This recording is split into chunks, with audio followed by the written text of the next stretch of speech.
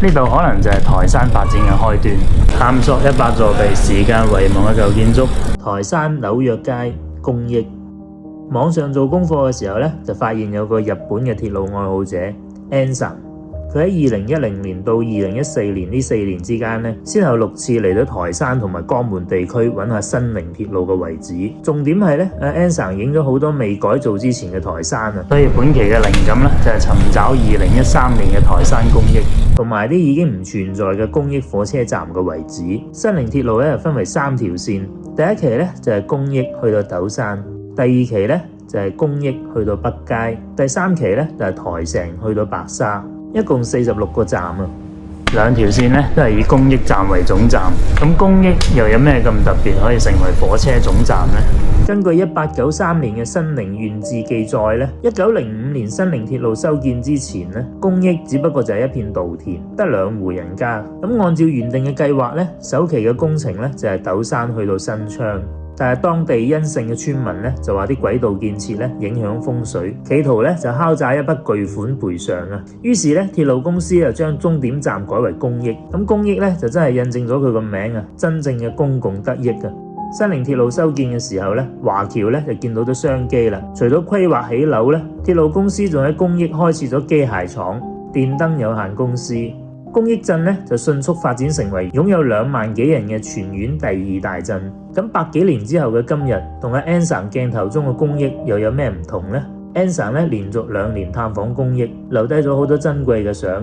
Anson 話一見到呢度咧，就覺得呢度真係太正啦！我依家嘅位置咧就係 Anson 影相嘅位置。當時咧佢仲想入去隔離間學校睇下，但門衛咧直接就話唔得啦。Anson 話咧，雖然呢啲優雅嘅西式建築咧，依家都已經溶溶爛爛啦，但係因為有人居住咧，呢啲市井氣息咧反而好有魅力。呢個靚仔按照當時14歲咁計咧，今年應該都已經27歲啦。同靚仔跨越13年，影翻個相先。兜咗幾圈先揾到呢座樓，又同阿靚姐隔空影個相，都係靚姐嘅機位型啲。嗱，呢張就唔好揾啦，依家啲街景都係差唔多。呢張揾到啦。呢座樓翻新咗之後咧，靚仔好多。Anson 第2次嚟公益咧，係有明確嘅目的嘅，就係揾公益火車站嘅遺址。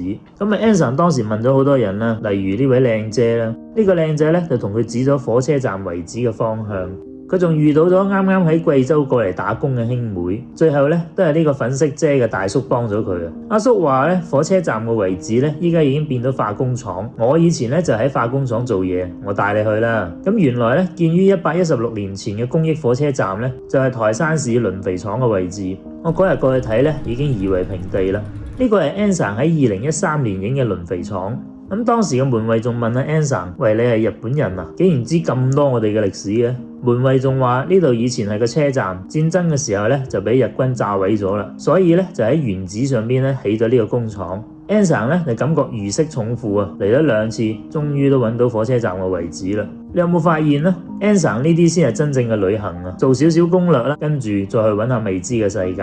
Anson 當時咧就喺水口坐輪渡去公益噶，車票顯示咧就係2013年嘅6月18號。呢2位阿姨會唔會係邊個網友嘅親人呢？嗱，呢班旅團唔知依家仲喺唔喺度呢？網上資料顯示，水口客運渡口喺2014年嘅8月就停運咗啦。雖然係時代進步嘅象徵，但係咧都係有啲傷感。咁依家水口嘅渡口變成點樣呢？嗱，就係咁樣啦。有冇覺得咁樣好有人間煙火嘅市井氣息啊？古有清明上河圖，今有江邊泛仙圖啊，真係幾有意思啊！咁而講到探索未知呢，竟然俾我偶遇到呢座仁泰酒莊嘅後人啊！咁下期呢，就睇下我哋點樣吹水啦〜